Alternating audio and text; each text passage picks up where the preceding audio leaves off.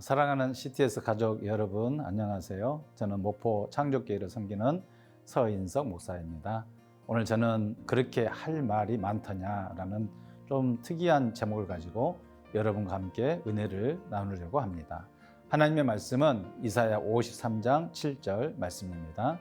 그가 곤욕을 당하여 괴로울 때도 그의 입을 열지 아니하였으며 마치 도수장으로 끌려가는 어린 양과 털 깎는 자 앞에 잠잠한 양같이 그의 입을 열지 아니하였도다.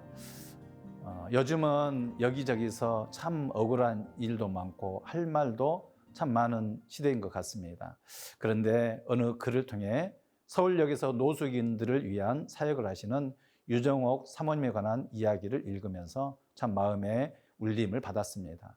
하루는 사모님께서 함께 일하던 한 사람이 보낸 묵직한 우편물 한 통을 받아 읽는데 손이 부들부들 떨렸다고 했습니다. 왜냐하면 5장에 되는 그 편지는 처음부터 끝까지 노숙인들을 빙자하여 자기 배를 불리는 나쁜 도둑이라는 내용이었습니다.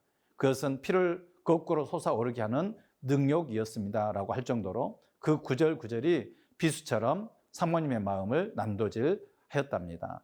사모님은 너무 화가 나서 그 자리에서 하나하나 반론을 적었답니다. 말할 수 없는 모멸감에 치를 떨면서 2시간 동안 쉬지 않고 반론을 써보니 15장이나 되었습니다.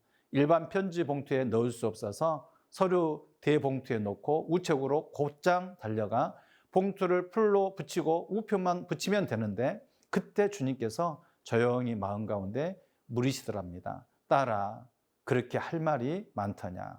순간 멈칫하며 두툼한 봉투를 내려다보고 있는데 또 말씀하셨답니다. 나는 얼마나 할 말이 많았겠느냐. 그러나 나는 곤욕을 당하여 괴로울 때도 입을 열지 아니하였다. 도수장으로 끌려가는 어린 양과 같이 털 깎는 자 앞에서 잠잠한 양같이 입을 열지 아니하였다. 그의 마음에 울림을 받고 나서 사모님은 그 자리에서 말없이 펑펑 오열하며 그에게 썼던 15장의 편지를 찢어 쓰레기통에 넣었습니다.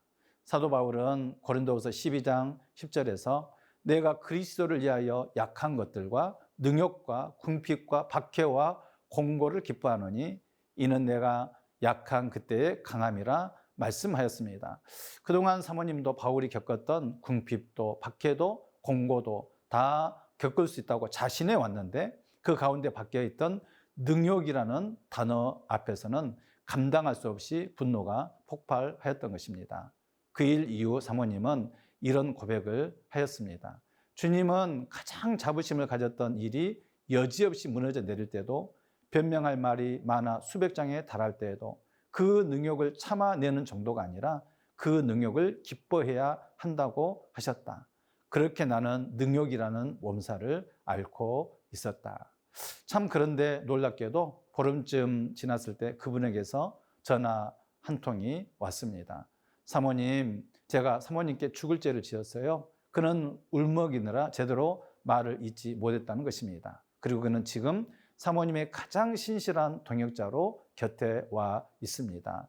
사도 바울은 그의 동역자인 브리스가와 아굴라에게 그들은 내 목숨을 위하여 자기들의 목까지 내놓았다라고 소개했는데 그는 사모님에게 있어서 브리스가와 아굴라 같은 동역자가 되었던 것입니다. 그날 사모님이 15장의 편지를 붙였다면 그를 영원히 잃었을 것이고 또한 어쩌면 사모님을 가장 치명적으로 공격하는 적장이 되어 있었을 것입니다. 사랑하는 CTS 가족 여러분, 딸아, 그렇게 할 말이 많더냐?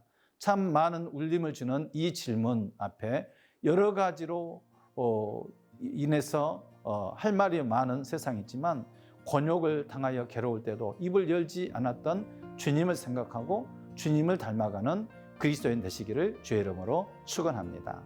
그가 곤욕을 당하여 괴로울 때에도 그의 입을 열지 아니하였으며 마치 도수장으로 끌려가는 어린 양과 털 깎는 자 앞에 잠잠한 양같이 그의 입을 열지 아니하였도다.